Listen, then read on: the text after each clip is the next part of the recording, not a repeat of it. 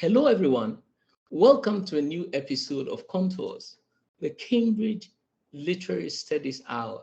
My name is Ato Quayson, and I am a professor and chair of the English department at Stanford University. I will be the host of each episode.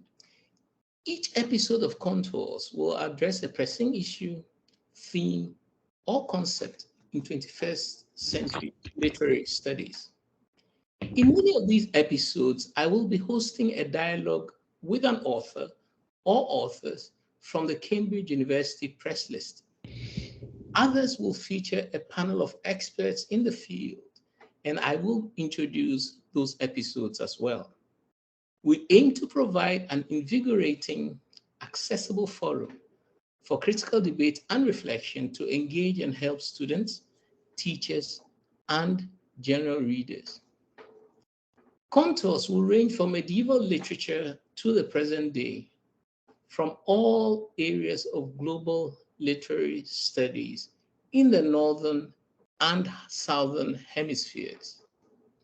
Each episode will be approximately an hour long and will be available via YouTube on our new Contours page on Cambridge Core. Today's episode will be focused on the Cambridge History of American Modernism, edited by Mark Whalan, the Robert and Eve Horn Professor of English and Head of English at the University of Oregon. He is joined by Yogita Goyal, who is Professor of English and African American Studies at UCLA, Professor Kasha Bodhi, who is at Fitzwilliam College in Cambridge and also the Faculty of English there, and Professor Rachel Galvin, University of Chicago, as well as Benjamin Kahn from the University of Louisiana. We hope you find this episode of Contours, the Cambridge Literary Studies Hour, useful, enjoyable, and relevant. And more importantly, that you'll be encouraged to join us again in the next edition. So, ladies and gentlemen, I want to invite Mark Whalan to tell us what is American modernism and why should we be paying attention to it now? Thanks, Sato, and thanks for that introduction. And I'm delighted to be here. So, what is American modernism? Well, that is a big question, which the collection has a lot to say about. But as I think, as a sort of working definition, it's cultural production within the United States between 1890 and around 1950. But I think we can get into some of the discussions about that definition later, I hope. Why is it important now? When I was taking on this project, I very much had in mind the Cambridge Companion to American Modernism, which came out in 2005, which is a fantastic collection. But a lot has happened in that field since then. This has been a very lively field. And it seemed to me that there was a lot of scholarship that had happened since then that was really worth attention, highlighting and bringing together. So I think there's been a lot of very interesting discussion around the territorialization of modernism. So how is it really practicable or defensible to have a nationally bounded and conceptualized collection about modernism any longer? And Yogita and Rachel contributed incredible essays which considered that question quite centrally.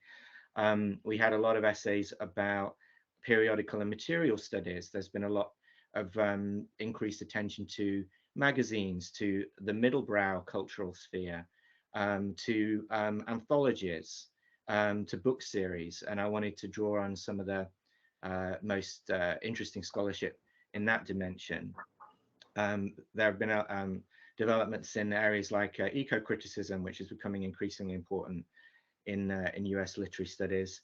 And of course, there's been a lot of developments in queer studies and sexuality studies, which Benji had an amazing piece on. So I think it feels like a very lively critical field. at the moment. And the last big collection that Cambridge did on this, um, uh, things have happened since then. And I wanted to pull together some of the most interesting discussions. So the volume is split into three sections. The first, methodologies. The second is forms and genres, and the third is situating U.S. modernism, which then subdivides into situating in history, situating in geography, and situating in community. And I came up with those um, because I wanted to begin by front loading, I think, some of the major methodological issues that I think that I led with in my first answer, um, around what's really galvanized the field over the last 20 years. And I think that's why I wanted yours to be the first essay in the collection, Yogita, to talk about how territorialization really seems to be the most serious and interesting of the challenges to national frames of organization, but also the way in which material studies has been and periodical studies, middlebrow studies has been so important, queer studies and sexuality studies, eco-critical studies, etc. Um, I wanted to have a section where we would have some more of that, I suppose, as Kasia talked about it, traditional kind of analysis about forms, which also allows for the extraordinary intermedial energies of US modernism to come to the fore. You know, so many of those essays are around how music, cinema, architecture, etc., are just completely inseparable, completely interwoven with literary production. And then with situating US modernism, so much about what's interesting about US modernism, I think, is how it's territorialized, how communities interact with territory. So, you know, obviously, for an example, the Harlem Renaissance isn't really well conceptualized as the Harlem Renaissance anymore. It's a much more expansive movement, typically seen now, but yet Harlem is still an extraordinary geography for cultural production. Um, and uh, uh, and I wanted that also to be a kind of closing way for looping back to some of the methodological issues that have been raised in the first part, where people could really see that fleshed out, often in more in really granular case studies. So that was my kind of basic thought process about the architecture of the volume. Mm. Now, people, of course, worry. I count myself amongst them about what modernism is. Because in your answer, you give a date range. You said 1819 to 1950. But surely there were things happening in that period that would not count as modernism. So just give us a very brief, this is for me as well as for our listeners. What are the main constituent elements of modernism? Well, I think one of the things that's happened in modernist studies in the last 20 years is an expansion around a kind of central focus on a sort of very legible formal experimentalism as being the kind of acid test for modernism. And I think what this collection wanted to do was relax some of that, to see really cultural production that had just very focused and engaged articulations with modernity broadly defined, as being as being admissible really to the consideration of modernism. One of the things that a lot of the contributors talk about actually is that some of the more exclusive ways that modernism was defined, and actually was defined largely by the American Academy and largely in the post-war, immediate post-war period, served to keep a lot of really fascinating and very modern texts kind of outside some pretty forbidding gates. So that disqualified a lot of the literature of the Harlem Renaissance, for example. You know, it disqualified a lot of the politically radical literature of the 1930s. It disqualified a lot of the folks who were engaged with different modernist movements in the Americas, as Rachel talks about. And so this wanted to be a bit more capacious, have a bit of a broader definition about what kind of gets to count as modernism, than maybe was being operative sort of 20 or 25 years ago. So I think it's culture that responds, loosely I'd say it's culture that responds in interesting ways to the effects and the situation of modernity, which of course includes a lot more than older, more formally specific definitions. Thank you. Thank you. This is it's capacious enough. And so I wanted to ask Yogita, your chapter has geomodernism in it. Geomodernism. Could you tell us about your chapter? Is the US and geomodernism? Yogita? Certainly. The sort of smallest sort of way of defining geomodernism is to refer to a book, just as Mark located what he's talking about some 20 years ago, right? And so in 2005, there was a book called Geomodernisms, Race Modernism, and Race Modernity. And I'm sorry, let me get the exact title. Let me repeat that. So in 2005, there was a book called Geomodernisms, Race, Modernism, Modernity, edited by Laura Doyle and Laura Winkiel. And it was a book that in some ways just really wanted us to think about something quite straightforward, which is that we have told the story of US modernism, British modernism as a nationally bounded story. But of course, as we know, the histories that are encompassed in this period from the late 19th century to the middle of the 20th century are extremely global, right? It's a period of great ferment. It's a period of the consolidation of white supremacy. There are revolutions. There's major strikes that take place in this period. There's also a lot of US military and territorial expansion in this period.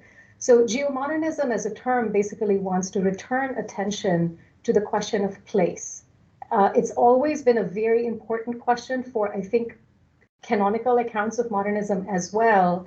But over the last couple of decades, as the insights of US ethnic studies and post-colonial studies have really transformed the way that we study literature in the Western Academy, the whole question of how might we reconceive these categories if we really take into account this desire to expand our focus across time and space, to decenter Western hegemony, to connect histories that we don't always think are interconnected in some meaningful way. So that's where the title comes from. But I also think, and I talk about this in the essay, that geomodernism also is a sort of placeholder for a number of these desires, right? So a lot of scholars and thinkers invested in modernism have this, I think they share this desire to decenter Western hegemony and to not limit our focus to, really well-known writers. And yet the field, at least from my vantage point over the last couple of decades, has struggled with knowing exactly what this means, right? So does this mean that we take the frameworks that we already have for a really well-known writer like T.S. Eliot and then just extend it and apply it to someone like Brathwaite or someone like Mokraj Anand? Or does something have to fundamentally change when we turn our attention away from the center to what has been defined as the peripheral? So that's sort of the geomodernist, I think, desire in the project, and it leads to sort of really useful and I think very urgent questions in this moment when many of us are thinking again and over a long period of time about what it means to study modernism in the wake of massive desires to transform the study of literature, to make it truly global, to make it responsive to historical exigencies, and to the desires of our students for political relevance. Thank you so much. So presumably this also implies the, invocation of different spaces. So not just, so there are some standard spaces in modernism, the city being one of them. But now, from what I hear you saying, there will also be likely the invocation of different spaces that stage the crises of modernist identity or consciousness. That's wonderful, which actually leads me straight to Rachel. Because your chapter also has a geospatial nomenclature, hemispheric modernisms. It seems very similar in spirit to Yogitas. Do you mind explaining your chapter also? Yes, thank you so much for that question, Ato. And I have to say, Yogita, I greatly enjoyed reading your chapter, and I wish I had read it before I finished mine so that I could respond to. We absolutely have all kinds of resonances, I think, in the way that we're thinking. So I found it very exciting and productive to think with. And I look forward to continuing the conversation about that. So my chapter takes a hemispheric approach to literary and artistic creativity throughout the Americas during the period known as modernist. To illuminate a dynamic scene, particularly in the world of poetry, which is my specialization, that is really brimming with an impressive range of aesthetics and politics that are often decolonial and vocally critical of the US and its imperialist aggressions throughout the Americas. So looking at this poetry reveals links hemispherically also between Latinx poetry published in the US and Latin American poetry published at the time, and the critique that they have in common of US capitalism and imperialism. And this is something that is a fairly recent development in Latinx studies, in Latin American studies, in US poetry and poetics, modernist or otherwise. So I do some disentangling in the article to specify terms and what we mean by modernism and modernismo, for example. In Latin America, that's actually refers to a period that precedes what we know as modernism today, and has an aesthetics that looks more to France, really, to symbolism, to Mallarmé, Valéry, and others, in separating Latin American poetry from movements that had been inherited from Spain. So the movement known as La Vanguardia, the vanguard or the innovative movement of the period sort of between 1910 and 1940 is a better aesthetic match if we're looking for that with what we know as modernism. However, these periods can't be separated out that easily. And some of my colleagues in Latinx studies, namely John Alba Cutler at Berkeley, Laura Lomas, and some others, have written about Latinx modernism as a way to unearth the connections between Latin American modernismo, the vanguardia, and what's happening in the US between sort of 1880 and 1940 to show that these lines can't be so cleanly drawn. And in fact, poets such as Rubén Darío, who inaugurated Modernismo with his book Azul in 1888, and who's seen as somewhat, not so cutting edge in the 19-teens, is nonetheless hugely influential for Latinx writers who are writing in ways that, as I said, formulate a critique of US capitalism and maintain a kind of hemispheric consciousness in their poetry. So in the essay, I trace the history of hemispheric studies as a disciplinary formation to show how it has developed, and also noting the fact that it's really not something that's taken up by Latin Americanist scholars.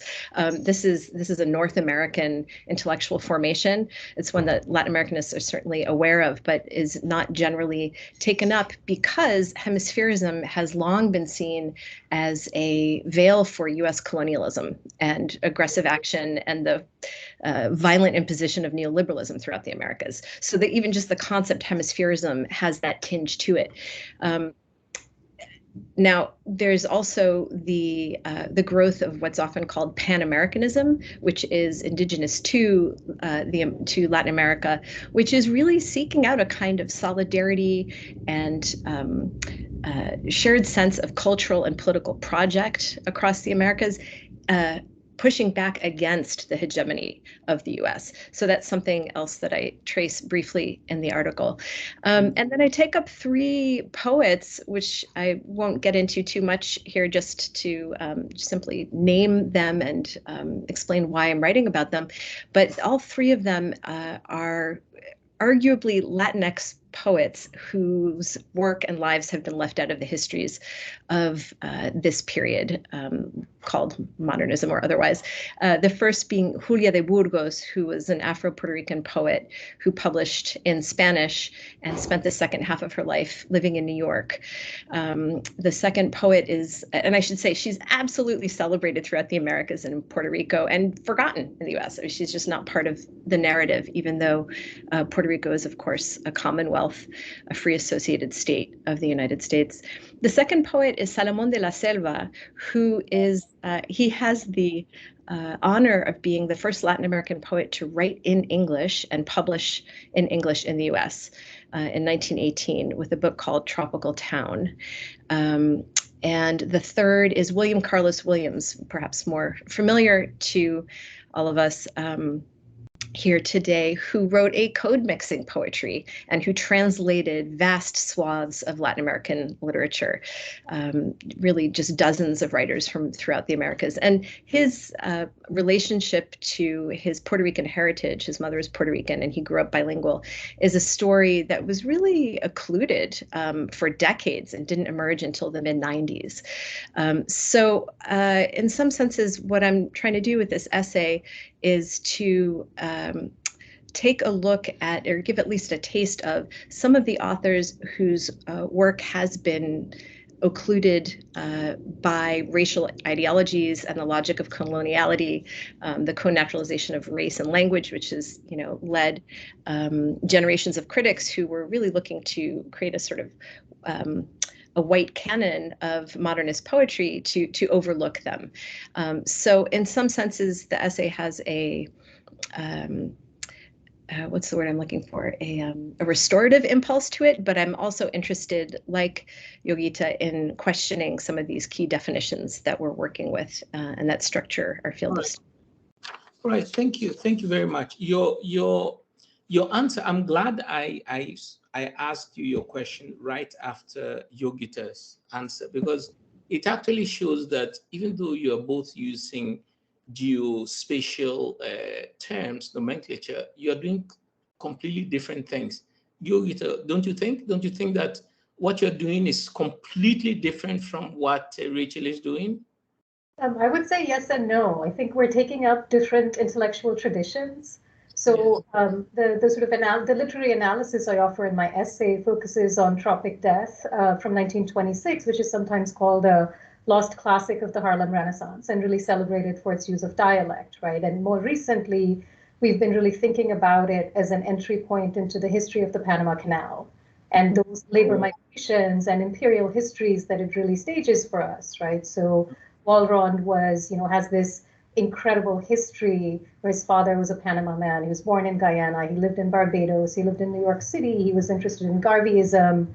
He knew all the people in the Harlem Renaissance, right? So, and he's produced a text that I think is, even though it's anthologized in some of the, some of the works that we study and teach quite frequently, he's still not placed at the center of the field in the way that someone like Langston Hughes or County Cullen or Claude McKay are. And so here's where I would say Rachel and I are very much in synchrony in terms of our method and our approach, because what I'm also interested in thinking about, like Rachel, I think, is finding other patterns of movement that then bring into view particular histories of race and empire that are not limited to the ones that we are familiar with from a US context. Right. So that's one of the things that we learn. And then I think here again, Rachel and I are very much in synchrony, because I think we're both interested in trying to reshape the disciplinary formations that have in some ways created certain kinds of critical myopic ways of thinking about how aesthetic questions links, let's say, to historical and political questions and so on. Right. So I have this thought experiment in the essay. And I actually hope somebody writes this dissertation, because I think it would be really fun, which is that we could start with Tropic Death. And obviously we could go to, The Big Sea, or I Wonder as I Wander, as Banjo, A Long Way from Home, Banana Bottom, and so on. But I also think we could put a book of short stories like that next to Richard Wright's 8 Men. We could look at Paul Marshall's memoir from, not that long ago, Triangular Road. We could look at Zora Neale Hurston and her ethnographies. We could look at Jomo Kenyatta and what he's doing, the kind of intervention he's making in Facing Mount Kenya. We could look at Sam Sullivan's Lonely Londoners. We could think about what's happening with the category of the folk, in the Harlem Renaissance, and think about all those debates in post-colonial studies and anti-colonial modernism about how do we think about the figure of the subaltern, right? So sort of ways of creating South-South dialogue in some ways. And I would say that, and I don't know if Rachel will agree with me, but I would say in that sense, I think our work is very much in harmony. Wonderful, wonderful, wonderful. Now, thank you, actually, because this is also giving me, thanks for your thought experiment, which is generating all kinds of wild ideas in my own mind. But so I wanted to ask, Kasia, your chapter was on modernizing the American short story. And let me just make a major, perhaps embarrassing confession. One of my favorite American short stories is by Ring Lardner. It's called Haircut. Oh, yes. And another one from a completely different, angle is James Baldwin's Sonny's Blues. So Sonny's Blues and Haircut. But anyway, Kasia, Neither of which I'm sad to say is in my essay. I'm sorry. You are depressing me. And now I feel sorry. I'm so sorry. What's going on? Okay, so the modernizing the American short story. Yeah. Well, I suppose many people listening to this podcast will be very familiar with short stories from classroom discussions. Also, people studying writing now really learn to write by writing short stories.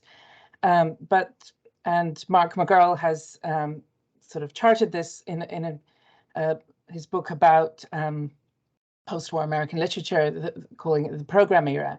And the short story is really at the heart of that. And I guess my essay in some ways is a much more traditional, old school essay in that it's about a particular form, a particular genre, but I think it ties in with what Mark was saying at the beginning about a kind of interest in institutional contexts. So if McGurl is talking about the post-45 context, I guess magazine publishing, anthologies to some extent as well form the basis of thinking about how short fiction really works before that. So I don't duplicate the other essays in the volume about magazines, but I'm interested in how writers at the time, so early 20th century writers, talked about the short story as a commercial form, and very much saw it as a way of making money, which it isn't now at all. And then what did writers who wanted to kind of distinguish their short stories from that commercial model do? And in some ways, making it modernizing was about making it elitist, making it expressive and aesthetic in a way that was kind of going deliberately against the commercial magazine culture. And I talk in the essay about the reliance on kind of mass market magazines on the type, and the notion of the type as a way really of targeting yourself towards particular magazines. So I talk about H.L. Mencken, the magazine editors. He has a kind of humorous piece called Litany for Magazine Editors, and he lists all the kind of common stereotypes, like the working girl, he says, or the dissolute son of the department store owner who's going to seduce her. And these are kind of recurrent stereotypes or tropes. And I sort of try and place that against writers who didn't so much as ignore types, but tried to interrogate them, tried to play around with them in certain ways, and did so in ways that were quite similar to what sexologists, psychiatrists, ethnographers were doing with the idea of the case study. So the kind of interesting to think about the short story and the case study of that period. So again, one of the stories I talk about is a Dorothy West story called Mammy. and it takes the idea of the stereotypical mammy figure and gives us several perspectives on that as a way of kind of deconstructing, you could say, that type. And I also, I mean, I touch on some of the things other people here. We kind of overlap in different ways, all of us. So I also talk about Tropic Death, Eric Waldron's book, as a collection that can be read as, in some ways, trying to undermine the conventions of local color fiction that really had established itself in the late 19th century. And that, you know, I think I'm not the first to make the pun of that tropic death is not just death in the tropics, but death of a trope in that book. And I guess I overlap also with Benji in a way that I sort of thinking a bit about the ways in which short stories are pretty good at hinting things, are kind of implying things that secret lives unspoken are, and ways in which they might have appealed in the age of comstockery, which Benji will explain in a moment. And he and I both talk about Richard Bruce Nugent's story, Smoke, Smokes, Lilies and Jade, in which a lot of the major events of our story happen in the ellipses and aren't said. And I talk about Hemingway story, Hills Like White Elephants, where the word "it" repeated 56 times is never quite pinned down. I kind of ran out of space, as all of us I'm sure did, to try to think about the short story's relationship to the novel, and I was interested in Mark's introduction, where he talks more about, well, I'm interested in the way that short stories, that novels of the period kind of learned from short stories in a way. And Mark puts this very nicely in his introduction as the kind of distilled, pared back aesthetic that is characteristic. And I think there is really a way in which the short story sets that up really for the 20th century more generally. Thank you so much, Kasia. Thank you. And now, Benji, when I was young, learning English, one of the sure ways of impressing our friends was to memorize big words. So the bigger the word, the better. So you deploy it in the playground, you know.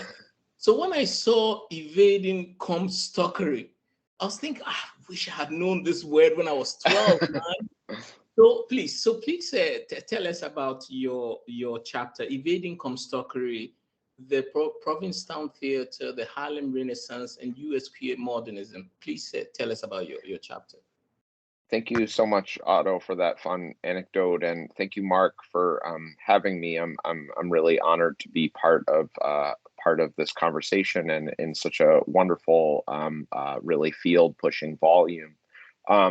So, in my essay, I really wanted to take up Mark's call to try to think about what it might mean to give a narrative of U.S. modernism, right?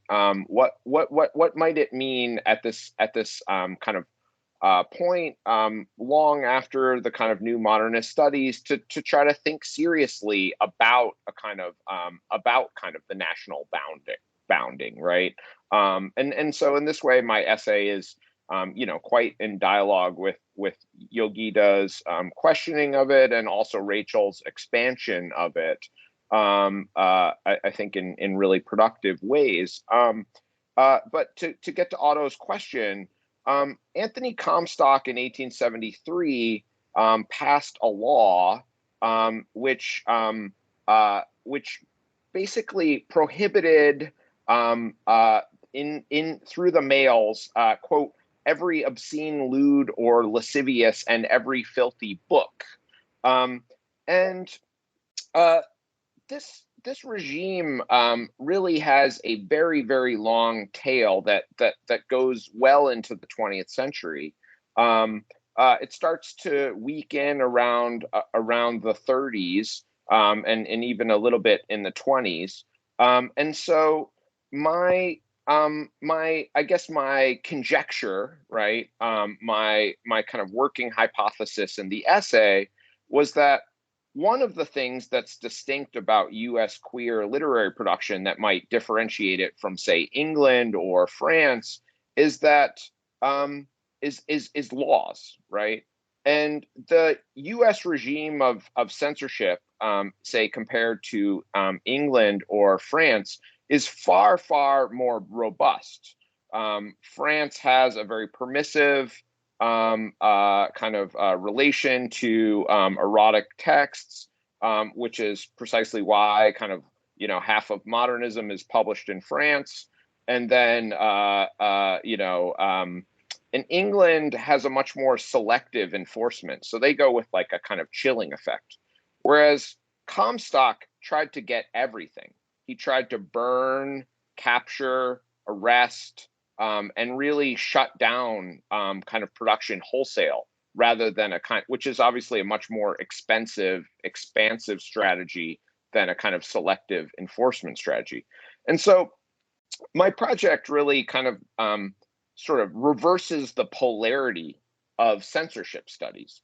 Usually censorship studies is focused on what has been censored, right? And in this way, my project is kind of in dialogue with Kesha and kind of her account of Coming Aphrodite, for example, by Willa Cather. But you know, rather than focusing on what was kind of censored or captured, I try to think about what escaped or evaded the capture, right?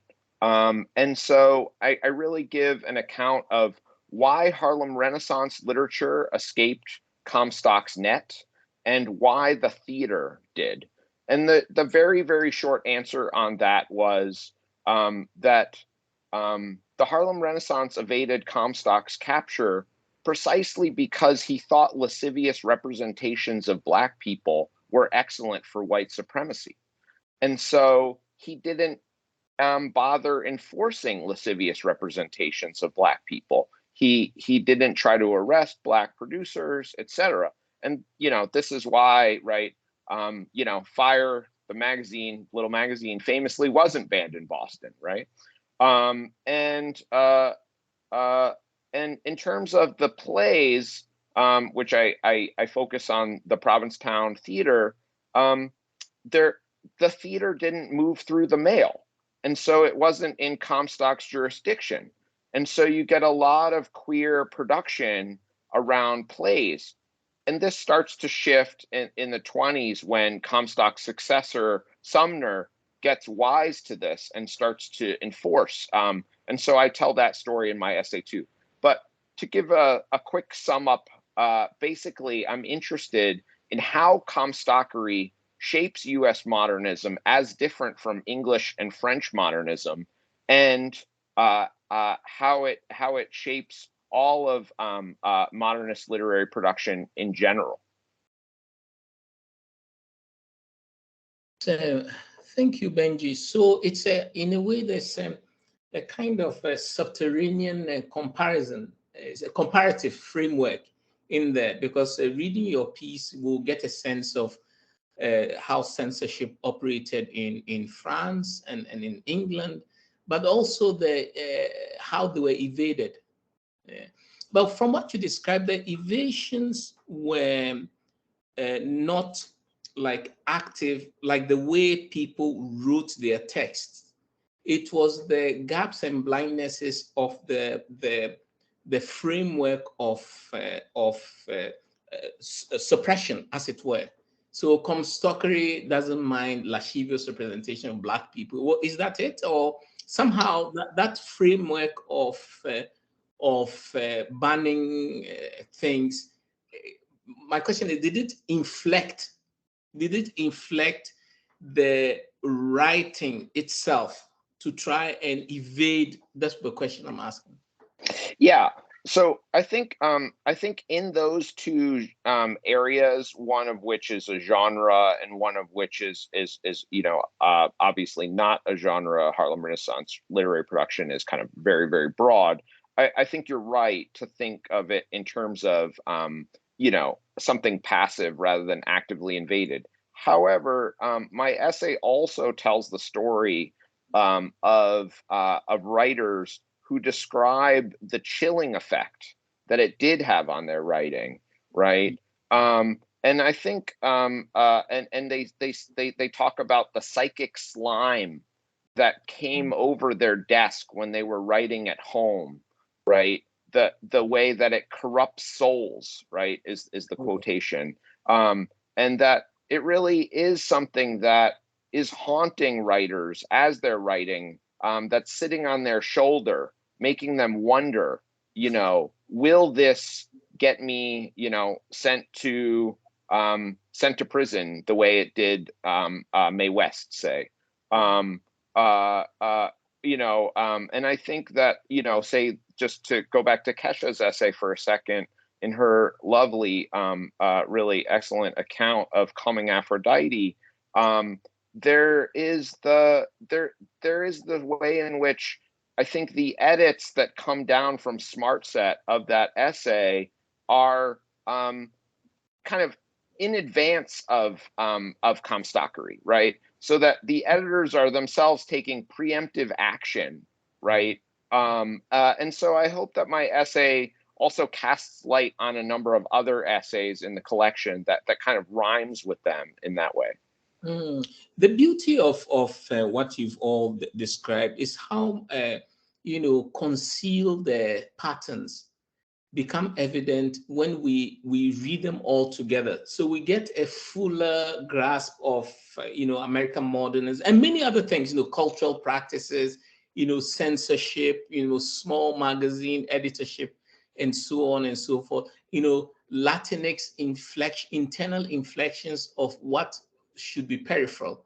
So Latinx writing may be peripheral, but it's not peripheral in their own eyes, and how they re-inflect you know, the larger domain of literary production. So this is what I get. I can see how much the volume is going to generate, you know, debate, likely a lot in America, but hopefully elsewhere as well.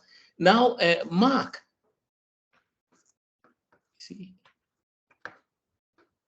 is he still with us? I'm still here. Oh, okay. I can say, you know, there's a bad joke about a Russian during the Second World War, a machine that the Russians created to translate from English to Russian, and they fed in out of sight, out of mind, and it came out in Russian, invisible idiot.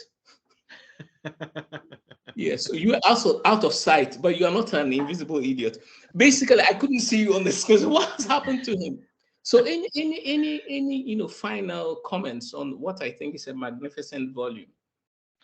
Yeah, I mean, I think Benji's response to the debate that had been that we were exploring with Yogita and Rachel's essay is really interesting. You know, Benji introduced me to Joseph Rezek, is it? The quotation that nationally organized collections have a burden of proof these days to be possible.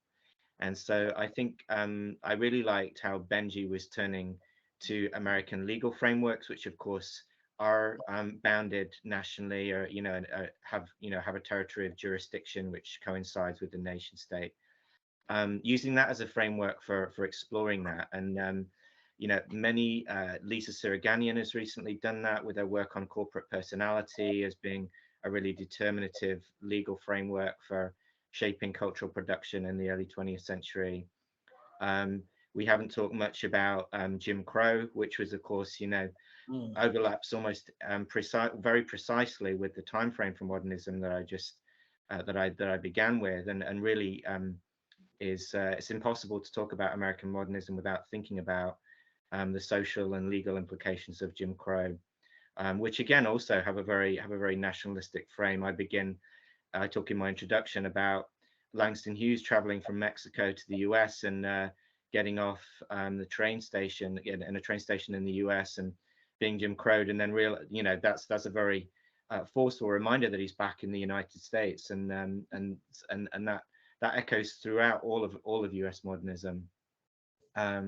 So I think one of the most interesting arguments or debates running through the whole thing was when do we manage to meet that burden of proof for having a national frame, but also I was thrilled to have the arguments that Yogita and Rachel are making, that that maybe we've come to the end of the usefulness of this, or at least need to be having equally enfranchised alternatives in what we're all doing. So I think it was lovely to have that conversation today. Yeah, I like the last phrase, equally franchised alternatives. You can see that my 12-year-old self is not to be repressed. Equally franchised alternatives.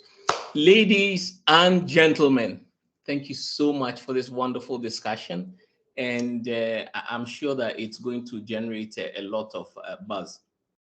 Thank you all. Thank you. Thank you.